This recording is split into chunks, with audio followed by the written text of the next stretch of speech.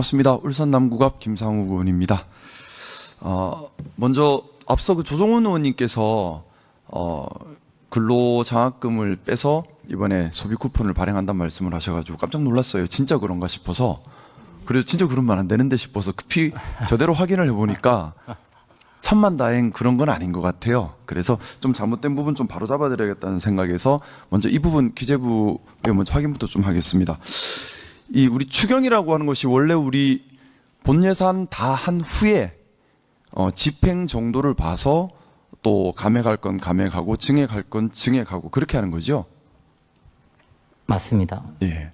예산이라는 것이 낭비되어서는 안 되기 때문에 최초 본 예산을 짤 때에 예를 들어 1,000억 정도의 예산이 들어갈 것으로 예상했지만 실제로 집행해 보니 그 정도 예산이 안 들어갈 것 같고 그래서 돈이 남을 것 같고 그러니 그 돈을 다른 데 쓰자. 그런 추경인 거잖아요. 그죠? 그렇습니다. 네. 근로장학금 같은 경우는 현장에서 지금 집행이 잘 안 되고 있어서 네. 그 부분은 안타깝지만 저희가 불가피하게 감액을 했고요. 대신 제가 확인해 보니까 우리 본 예산 짤 때 그 2024년 본 예산에서는 14만 명 기준으로 4,691억 원 정도를 예산 책정했다가 이번 25년 예산에서는 20만 명으로 대폭 늘렸더라고요. 그러면서 예산도 6,274억 원으로 많이 늘려 잡았는데 이때는 이제 근로장학생들을 더 이렇게 좀 독려하려고 이렇게 잡으셨던 것 같아요.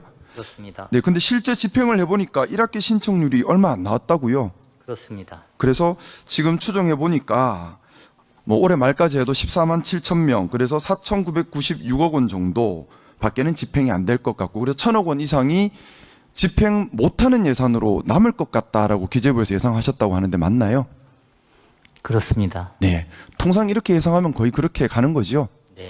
저희는 이 부분 추계하고 관련해서 기재부 단독으로 한 게 아니고요. 네. 관련되는 부처하고 같이 객관적으로 추계했다는 말씀을 올립니다. 이 교육부 장관님 나와 계십니까? 네, 교육부 차관. 네, 차관님 어떻습니까? 네. 추계가 맞나요? 네, 지난번 본예산 편성할 때 저희가 근로장학의 필요성 그리고 수요를 고려를 해가지고 편성을 했습니다만은 1학기 때 저희가 그 집행 가능 실지 조사를 했습니다. 그랬을 때 안타깝게도 지금 그 교내외 근로지 운영하는 그게 예상보다 적어서 저희가 약 1,000억 정도의 불용 예상돼서 이번에 반영을 했습니다. 네, 결국 그러면 집행할 예산을 집행 안 해서 이쪽으로 땡겼다 이 말은 안 맞는 말이네요. 그죠? 네. 어쨌든 집행할 수 없어서 남는 예산을 가지고 이쪽으로 재원을 조달한 건데 이렇게 사실 지금 질의를 보고 계신 국민들께서는 이런 자료들을 다 확인할 수가 없으니까 잘못된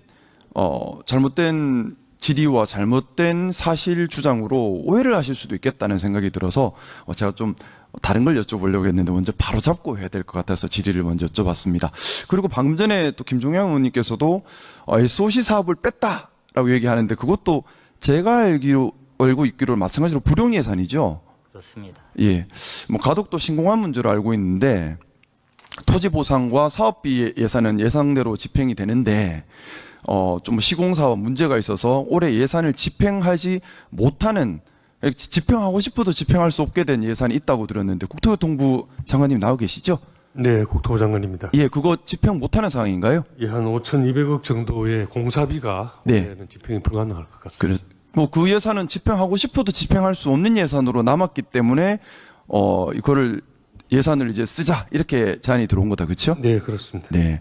그럼 이 두 가지는 좀 제가 바로 잡은 게 맞지요? 제가 드린 말씀이 틀린 건 없지요? 예, 지금 방금 의원님이 하신 말씀에 대해서 이 방송을 보고 계신 국민들이 현명하게 균형감 있게 판단하실 거라고 봅니다. 네. 왜곡이 일어나거나 사실과 다른 주장이 일어나거나 또는 국민들께서 오해할 만한 그런 주장들이 있어서는 안 되겠다는 생각 때문에 한 번 더 바로 잡고요. 저희도 질의할 때 정말 사실에 기반해서 국민들이 오해하시지 않으시도록 질의하도록 더 노력 많이 하겠습니다. 일단 조정원 의원님과 김종영 의원님께서 말씀하셨던 그 부분은 좀 사실과는 일부 다른 오해 소지가 있을 수 있는 부분인 것 같아서 바로 잡았습니다. 소비 쿠폰 관련해서 제가 작년 이맘때였던 것 같습니다.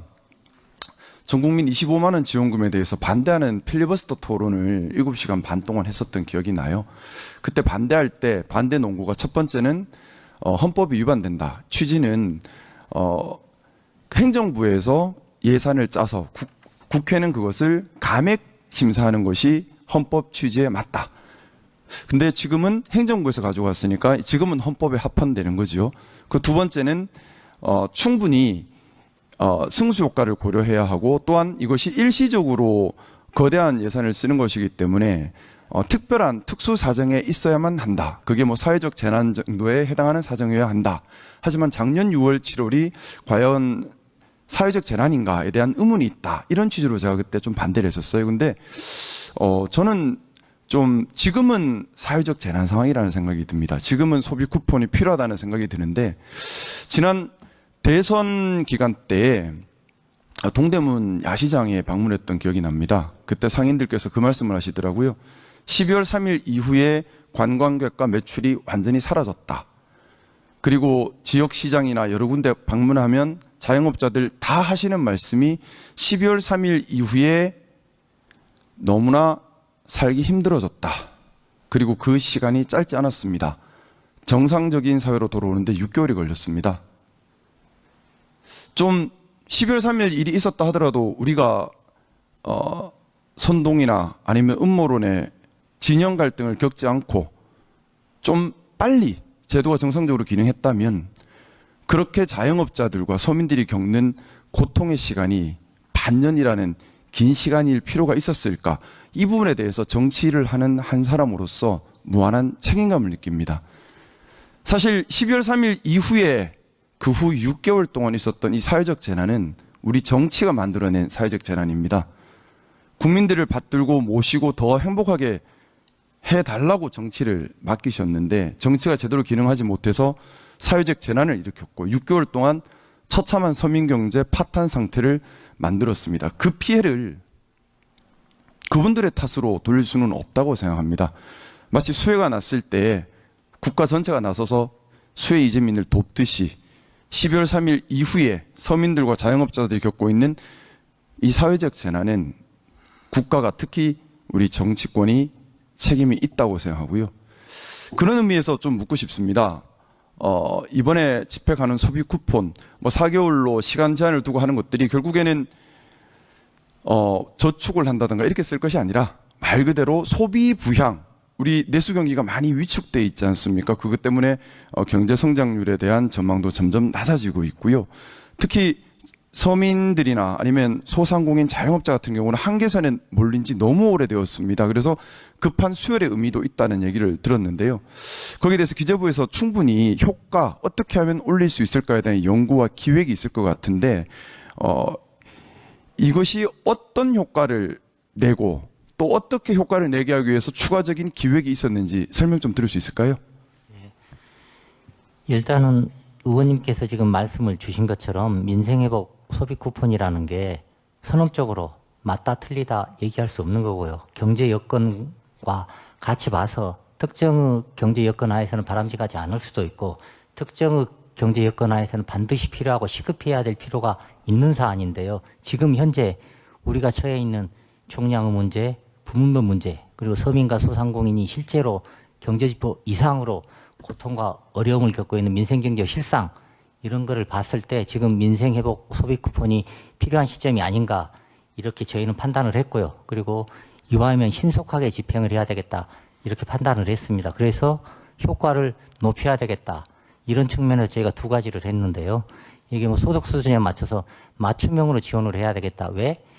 여기 계층별로 소비에 실제로 투입되는 효과가 다르니까요. 이런 측면이 하나 있고 가급적이면은 하루라도 빨리 여기 지급해서 현장의 고통을 속도감 있게 완화해야 되겠다. 그런 측면에서 조기 집행할 수 있는 거는 조기 집행하고 맞춤형 때문에 시간이 걸리는 부분은 또 차후에 집행하는 걸로 그렇게 1, 2차 나눠서 집행하는 걸로 민생 회복 소비 쿠폰을 설계를 할 때 두 가지 점을 고려해서 설계를 했습니다.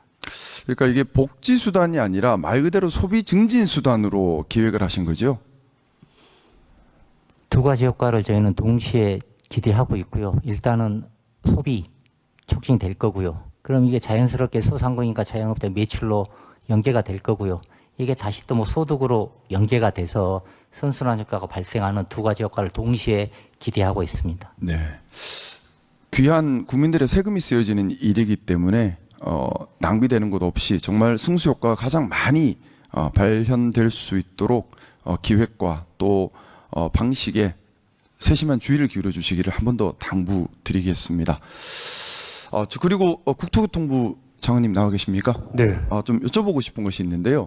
이번 추경에 보니까 앵커 브릿지, PF 앵커 브릿지 마중론으로 해서 예산이 배정이 되어 있던데요. 네네. 제가 조금 의문이 들었습니다.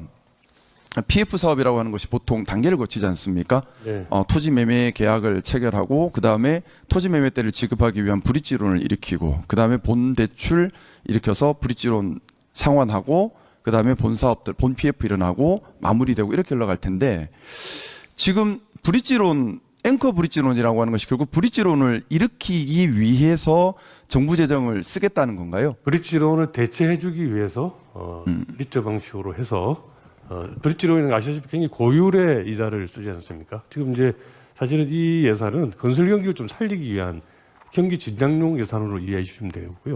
제가 이제 뭐 예산을 좀 잘 낭비되어서는 안 되니까 네. 그래서 좀 여쭤보는 건데 사실 이 부동산 PF 과정에서 큰 피해가 발생하는 것이 어떻게 보면 준공 후 미분양으로 인한 금융사 부실 문제 네. 또는 준공 전에 시행사, 시공사 부도로 인해서 수분양자들이 피해를 보는 문제 이런 부분들이 좀 큰 문제들이 되는 것으로 저는 알고 있는데 브릿지론이 일어나지 않는다고 해서 피해를 보는 사람이 사실상 사업 시행자 외에는 별로 없는 거지 않습니까?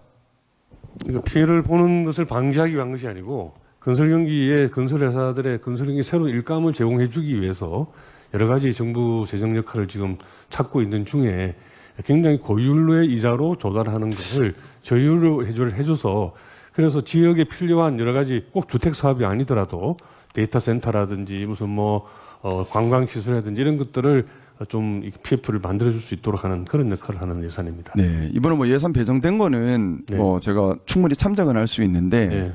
이것이 자칫 잘못된 주택 사업으로 가거나 또는 개인이 부담해야 할 사회적 경제적 리스크를 국가가 부담하는 형태가 되어서는 안 된다는 취지에서 설명을 드린 겁니다. 뭐냐 하면 브릿지론이라고 하는 것이 사업성이 있다면 일반 사금융에서도 충분히 일어날 수 있는 것이고 브릿지론이 되고 안 되고는 사실은 사업의 성패에 달려 있는 거지 않습니까? 사업성이 있는지 없는지 여부에 달려 있는 건데 이것이 자칫 지금 어떻게 보면 정상적인 브릿지론이 일어나기 힘든 또는 그것으로 해서 사업성이 확보되기 어려운 경우에 앵커 브릿지론이 이제 들어갈 텐데 달리 말하면은 그만큼 리스크가 크다는 얘기거든요. 그 리스크가 현실화되면은 이 국가 재정의 손실로 이어질 수밖에 없는 것이고 또 이 사업이 정상적으로 이루어졌을 때 이득 보는 거는 사업자에 불과한 건데 일반 국민이 혜택을 보는 것이 아니라 그렇지 않습니다. 의원님, 그 사업자가 아니고 이것은 물론 뭐 공공이 사업 주체는 아니지만 저희가 지방에 특히 지방의 건설 경기를 좀 불러일으켜서 네, 지방의 제가 고용을 시간이 조금 제한돼 있어서 조금 먼저 말씀을 재정의 올리면 역할을 제가 여러 가지로 그래서 드리는 갖고 말씀입니다. 뭐냐면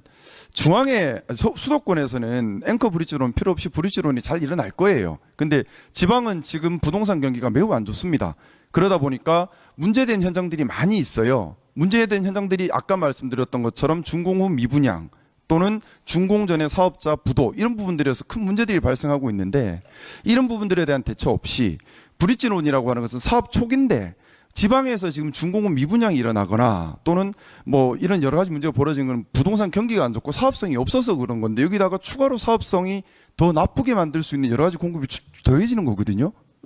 그래서 저는 의심스러운 거예요. 왜 여기 브릿지론을 이렇게 앵커 브릿지론을 하는 보시니까 건가? 그런 질의를 좀 예. 의문을 가실 텐데요. 사실은 이거는 지역에 필요한 사업인데 자금 조달 코스트가 높아서 전체적인 사업 타당성이 안 나오는 사업들에 주로 쓸 겁니다. 그래서 전체적인- 지금 이제 앵커 브릿지론 대상 기준에 대한 구체적인 내용을 제가 아직 확인을 하지는 못했는데 제가 좀 제안 부탁을 드리고 네, 싶은 네, 것이 있습니다. 이 앵커 브릿지론을 한다 하더라도 소수 뭐 부동산 시행업자들의 이익을 위해서 집행되어서는 절대 안 될 것이고요. 정말 예를 들어 지역에 뭐 AI 데이터 센터나 여러 가지 이런 장기 프로젝트를 위해 필요한데 브릿지론을 일으키기 힘들어서 하는 경우들이 있다면 그런 쪽으로 공공을 위해서 이 앵커 브릿지론이 기능하도록 구체적 기준을 마련해 주시면 좋겠다. 예, 저희도 지금 선정 기준 마련 중에 있으면 7월 중에 그 마련하고 AMC 모집을 할 텐데. 예, 선정 기준이 아직 안 나온 것 같아서. 예, 의원님 말입니다. 지적 사항 그대로 할 예정으로 있습니다. 예, 선정 기준을 정말 공공의 이익을 최우선으로 해서 좀 엄격하게. 예, 지역에 꼭 필요한 사업이지만 여러 가지 코스트 문제 때문에 론칭 못하고 있는 사업들을 도와주기 위한 제도라고 이해해 주시면 감사하겠습니다. 예. 감사합니다. 자, 그러면 지금부터 잠시만 주목해 주시기 바랍니다. 제가 구독자분들을 위해서 선물 하나를 준비했는데요. 제가 항상 여러분들께 드리는 말씀이 있습니다. 뉴스만 평소에 잘 챙겨보셔도 돈이 되고 돈을 벌 수 있다라고 말씀을 드렸는데요. 여러분들은 여기 보시는 삼성전자 뉴스를 보고 어떤 생각이 드세요? 아니면 정치인들의 뉴스, 날씨 뉴스를 보고는 어떤 생각이 드시나요? 그냥 뉴스만 보고 끝내는지 아니면 이 뉴스를 어떻게 이용할 수 있는지 이 부분을 고민하고 계시는지를 되물어보고 싶습니다. 그 이유가 뭐냐 하면 제가 지난번에 여러분들께 뭐라고 말씀을 드렸었죠? 지금은 반도체 섹터를 눈여겨보셔야 한다고 말씀드렸습니다. 그리고 나서 이런 썸네일들 뉴스를 통해서 많이 보셨을 겁니다. 반도체 내용이 이슈가 됐을 때 부자들은 어떻게 생각한다? 반도체 관련주들은 뭐가 있는지, 어떤 종목이 가장 좋은지, 어디에 투자해야 돈이 몰리는지 자연스럽게 생각한다고 제가 말씀을 드렸죠. 그 이유가 뭐냐 하면 부자들이 봤을 때는 이슈가 곧 돈으로 이어지고 그 이슈가 나에게 돈을 벌어준다는 경험적 확신이 있기 때문에 부자들은 항상 이런 사회적 이슈를 관심 있게 챙겨본다고 제가 말씀을 드렸습니다. 이번에도 마찬가지인데요. 제가 지난번에 시청자분들과 함께하는 주식으로 수익 내기 이벤트를 진행했었죠. 당연히 100% 무료로 진행을 했었고요. 여기 보시면 아시겠지만 제가 지난번에도 구독이라고 보내주신 모든 시청자분들께 반도체 관련주 중에 가장 크게 급등할 딱 한 종목, 많은 종목도 아니라 한미반도체 한 종목을 여러분들께 추천드렸어요.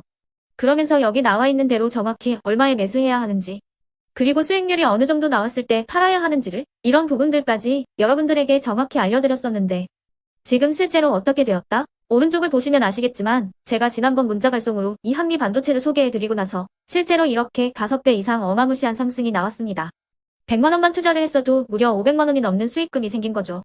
그래서 당시에도 굉장히 많은 분들이 제가 드린 이 한미 반도체로 수익을 내실 수가 있으셨을 텐데요. 다시 한번 축하드린다고 말씀을 드리겠고 이번에도 마찬가지입니다. 앞으로도 2024년, 2025년 계속해서 기대해볼 섹터는 AI입니다. 그 중에서도 AI 반도체는 그 누구도 부정할 수 없는 미래 성장 산업입니다. 그러면 우리가 어떻게 생각해 볼 수 있을까요? AI 반도체 종목 중에 앞으로 크게 대장 역할을 하면서 10배 이상 급등할 수 있는 텐베고 종목을 지금부터 열심히 추적해야 한다는 겁니다. 큰 돈을 투자하지 않더라도 월급의 일부분 아주 소액이라도 이 종목을 모아가야 수백 %의 수익률을 손에 쥘 수 있는 것이죠.